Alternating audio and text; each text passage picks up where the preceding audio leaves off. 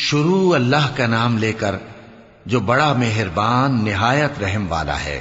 بکھیرنے والی ہواؤں کی قسم جو اڑا کر بکھیر دیتی ہیں، پھر پانی کا بوجھ اٹھاتی ہیں، پھر آہستہ آہستہ چلتی ہیں، پھر اس چیز کو یعنی بارش کو تقسیم کرتی ہیں کہ جو وعدہ تم سے کیا جاتا ہے وہ یقیناً سچا ہے، اور انصاف کا دن ضرور واقع ہوگا۔ اور آسمان کی قسم جس میں کئی رستے ہیں کہ اے اہل مکہ تم ایک اختلاف والی بات میں پڑے ہوئے ہو، اس سے یعنی عقیدہ آخرت سے وہی پھرتا ہے جو اللہ کی طرف سے پھیرا جائے۔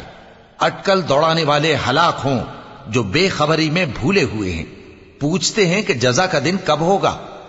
وہ دن ہوگا جب ان کو آگ میں عذاب دیا جائے گا۔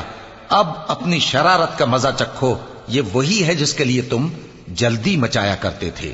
بے شک پرہیزگار بہشتوں اور چشموں میں ہوں گے، اور جو جو نعمتیں ان کا پروردگار انہیں دیتا ہوگا انہیں لے رہے ہوں گے۔ بے شک وہ اس سے پہلے نیکیاں کرتے تھے، رات کے تھوڑے سے حصے میں سوتے تھے اور صبح کے اوقات میں بخشش مانگا کرتے تھے، اور ان کے مال میں مانگنے والوں اور نہ مانگنے والوں دونوں کا حق ہوتا ہے۔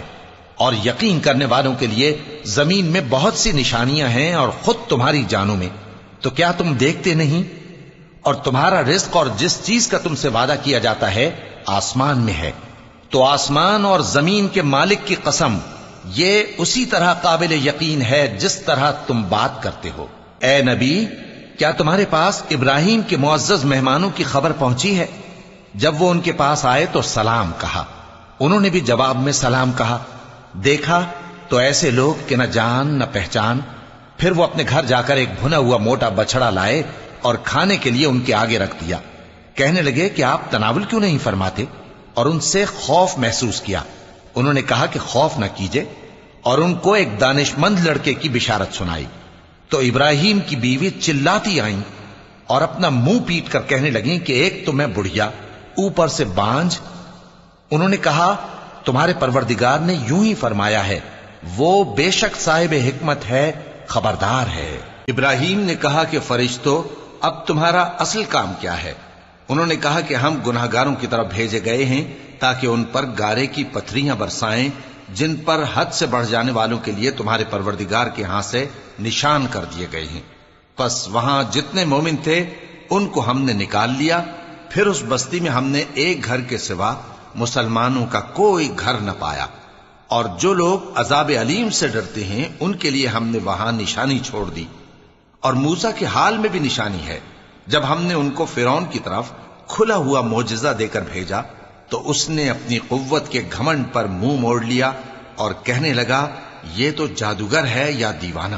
تو ہم نے اس کو اور اس کے لشکروں کو پکڑ لیا اور ان کو سمندر میں پھینک دیا، اور وہ کام ہی قابل ملامت کرتا تھا۔ اور عاد کی قوم کے حال میں بھی نشانی ہے، جب ہم نے ان پر نامبارک ہوا چلائی، وہ جس چیز پر چلتی اس کو ریزہ ریزہ کیے بغیر نہ چھوڑتی۔ اور قوم سمود کے حال میں بھی نشانی ہے، جب ان سے کہا گیا کہ ایک وقت تک فائدہ اٹھا لو، پس انہوں نے اپنے پروردگار کے حکم سے سرکشی کی، سو ان کو کڑک نے آ پکڑا اور وہ دیکھ رہے تھے۔ پھر وہ نہ تو کھڑے رہنے کی طاقت رکھتے تھے اور نہ مقابلہ کر سکتے تھے، اور اس سے پہلے ہم نوح کی قوم کو ہلاک کر چکے تھے۔ بے شک وہ نافرمان لوگ تھے۔ اور آسمان کو ہم ہی نے اپنی قدرت سے بنایا، اور ہم کو ہر طرح کی قدرت ہے، اور زمین کو ہم ہی نے بچھایا، تو دیکھو ہم کیا خوب بچھانے والے ہیں۔ اور ہر چیز کے ہم نے دو دو جوڑے بنائے تاکہ تم نصیحت حاصل کرو۔ تو تم لوگ اللہ کی طرف دوڑ چلو، میں اس کی طرف سے تم کو صاف صاف خبردار کرنے والا ہوں۔ اور اللہ کے ساتھ کسی اور کو معبود نہ بناؤ، میں اس کی طرف سے تم کو صاف صاف خبردار کرنے والا ہوں۔ اسی طرح ان سے پہلے لوگوں کے پاس بھی جو پیغمبر آتا تو وہ بھی اس کو جادوگر یا دیوانہ کہتے۔ کیا یہ لوگ ایک دوسرے کو اسی بات کی وصیت کر مرے ہیں؟ نہیں، بلکہ یہ شریر لوگ ہیں۔ تو اے نبی ان سے منہ موڑ لو، تم کو ہماری طرف سے ملامت نہ ہوگی، اور نصیحت کرتے رہو کہ نصیحت مومنوں کو نفع دیتی ہے۔ اور میں نے جنوں اور انسانوں کو اسی لیے پیدا کیا ہے کہ وہ میری عبادت کریں۔ میں ان سے رزق تو نہیں مانگتا، اور نہ یہ چاہتا ہوں کہ وہ مجھے کھانا کھلائیں۔ اللہ ہی تو سب کو رزق دینے والا ہے، زور آور ہے، مضبوط ہے۔ سو کچھ شک نہیں کہ ان ظالموں کے لیے بھی عذاب کی نوبت مقرر ہے، جس طرح ان کے ساتھیوں کی نوبت تھی۔ تو ان کو مجھ سے عذاب جلدی نہیں طلب کرنا چاہیے، پھر جس دن کا ان کافروں سے وعدہ کیا جاتا ہے اس سے ان کے لیے خرابی ہے۔